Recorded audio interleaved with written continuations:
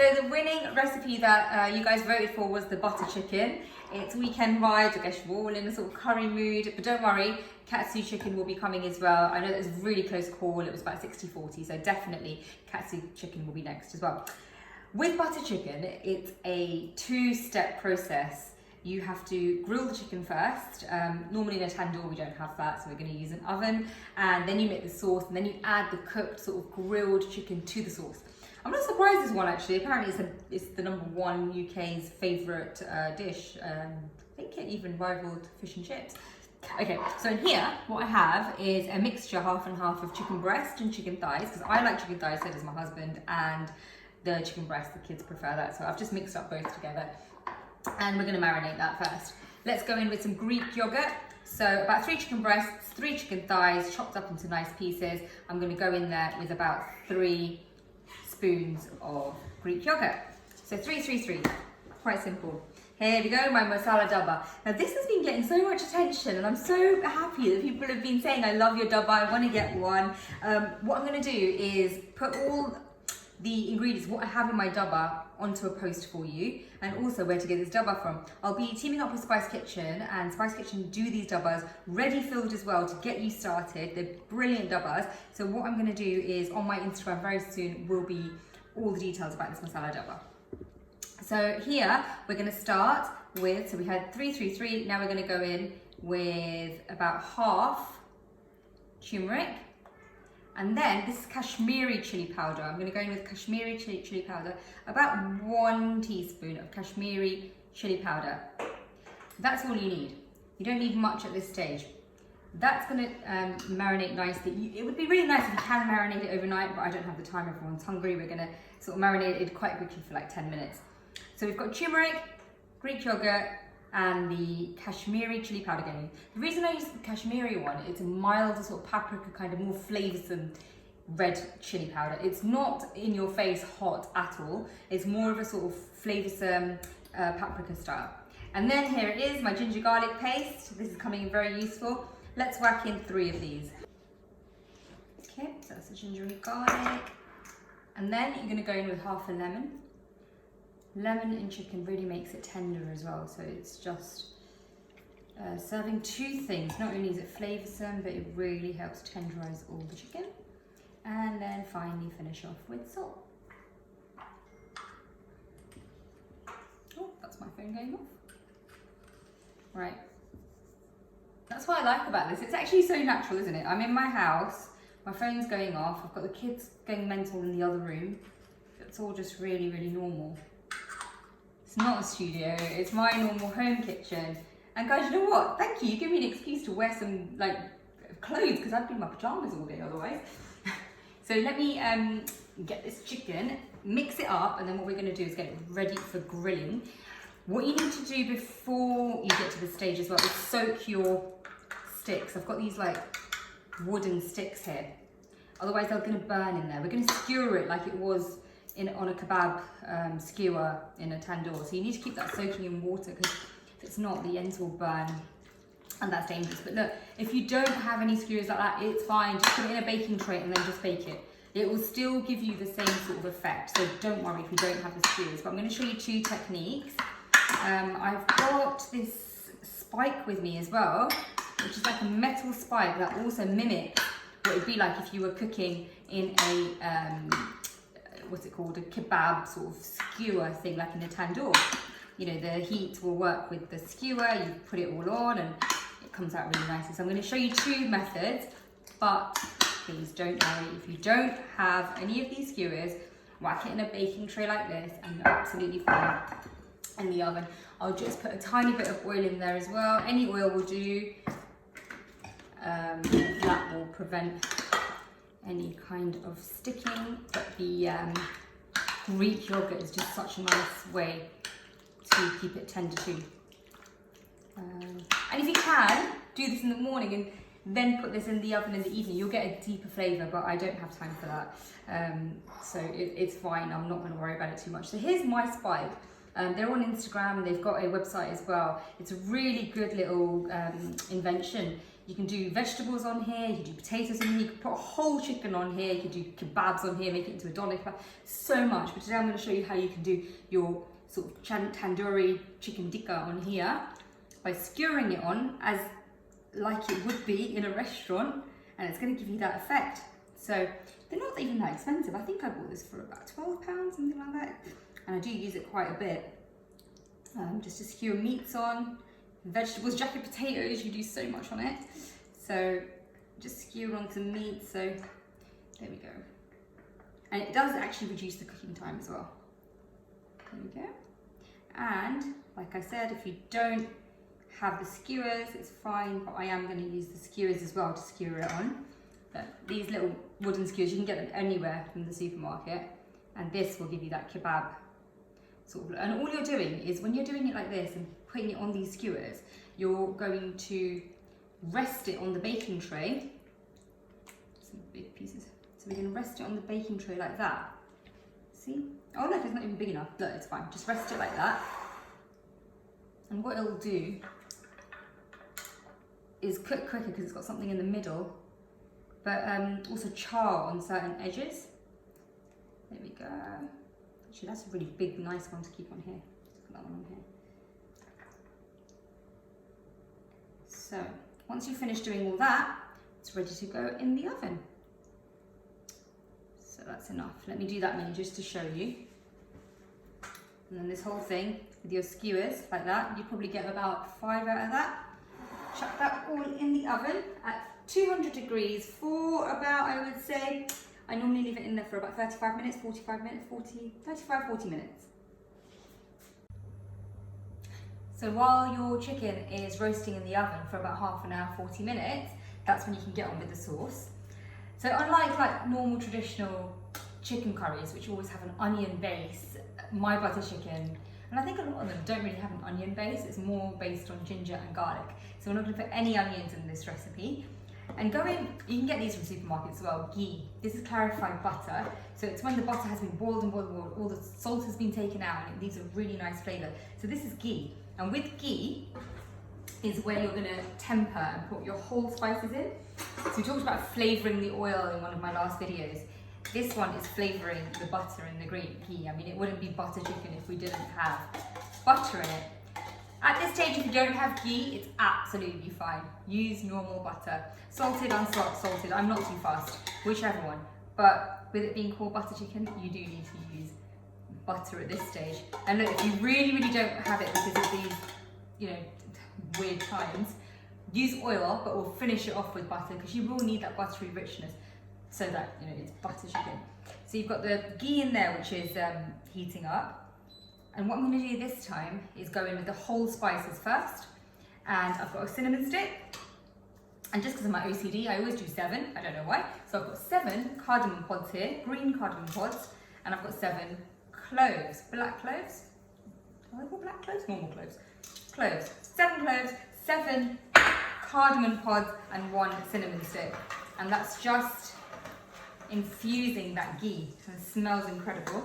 As soon as that's sort of sizzling away, take it off the heat because you're going to add your ginger and your garlic paste. And because this is going to be your main masala base, don't be scared about how generous this is going to be. I am going to go in quite heavy with this. 1, 2, 3. And that might look like a lot. This is going to be your masala base. So you've got no onions in there.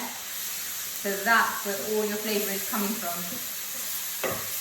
But because you're going to have things like cream going in here, it's not going to seem that strong because you haven't got the onions in there either. So just fry that off a little bit in the ghee. It smells a bit like garlic butter right now as well because that garlic and butter together, I love that smell. My hair doesn't, that's going to stink, so it doesn't need that long. You never want to cook garlic until it gets brown, that means you've burnt it. So you just want to saute it off to get rid of the rawness because it's going to keep on cooking when I add my dry spices in. So again, here we go, my masala dabba. And into that, we're going to put my spices in, which is the coriander and cumin, ground coriander and cumin, which comes together in the Asian shops, normally called dhana jiru. Cumin, coriander goes in there. I'm going to put 4 in there. 1, 2, 3, 4 teaspoons. And that's because it's the recipe for 3 chicken breasts and 3 thigh pieces as well. So you might have to adjust this depending on how many people you're cooking for.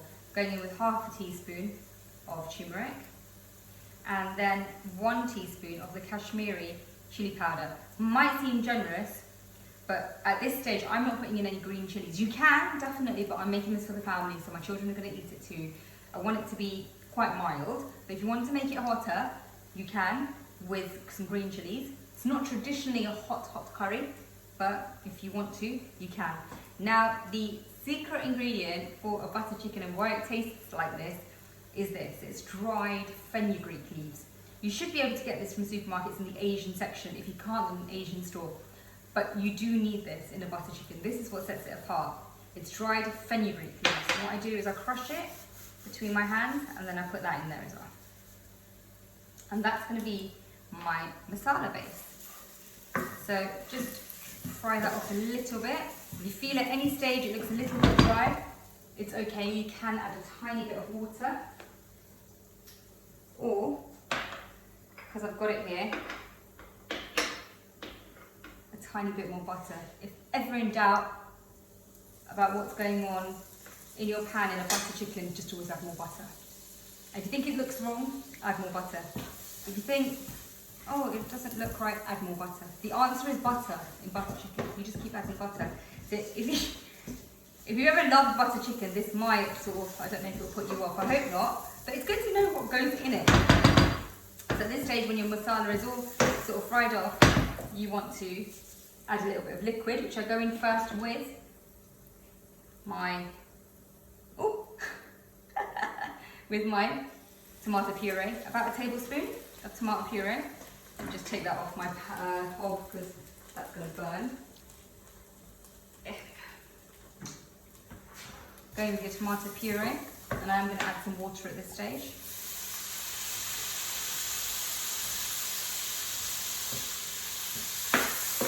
And then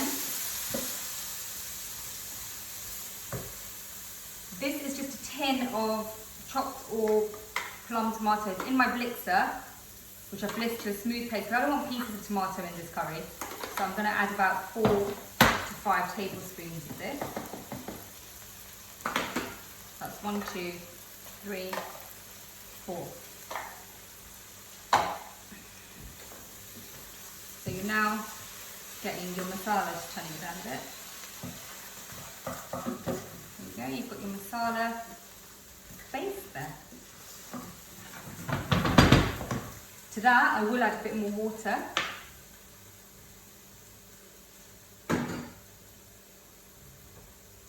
It doesn't need too much because, remember as well, we're going to go in with our other liquid, which is going to be cream. And that's why we like butter chicken so much. It's butter and cream. It might as well be a dessert, really. Maybe just add a bit more water in there. You have to keep adding water as you see fit with the masala. You want to get it to a nice consistency, like about there.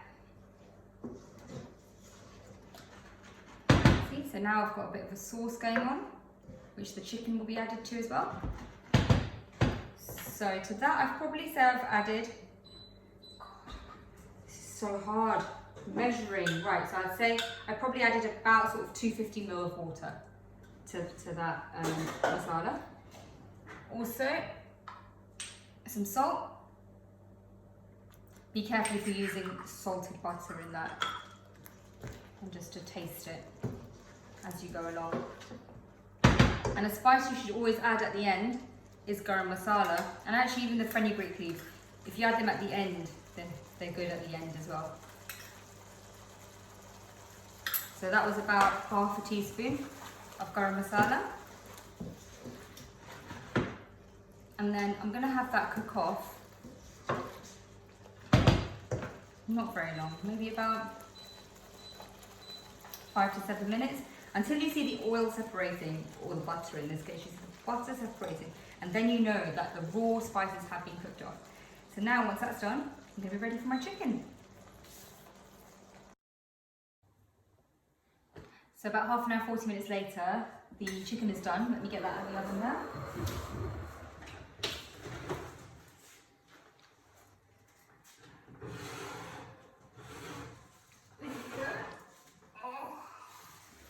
Look at that. So look at that. It's my spice. See what it does? It's like a proper tandoori sort of skewer. Absolutely brilliant. But here's my wooden skewer as well. Will work equally as well, but that little invention is very, very good. So, my masala, here we go. That's all your masala. That was sort of simmering for about 7-8 minutes, and all the oil sort of simmered on the top, which meant that the raw spices have all been cooked through. Now let's put in all the magic ingredients. We go in with some double cream. I'd say about half a carton, which is so 150 ml. Stir that together. This is why you guys like butter chicken so much. Look at all the lovely, amazing, healthy ingredients that go in it. Well, it is a treat. Look, we don't have it all the time, and it tastes good. It's full of protein. Okay, who am I trying to kid? It's a really indulgent dish, but it's delicious. And if you can make it at home, it is a little bit better for you because you can control how much cream and how much butter you want to put in there.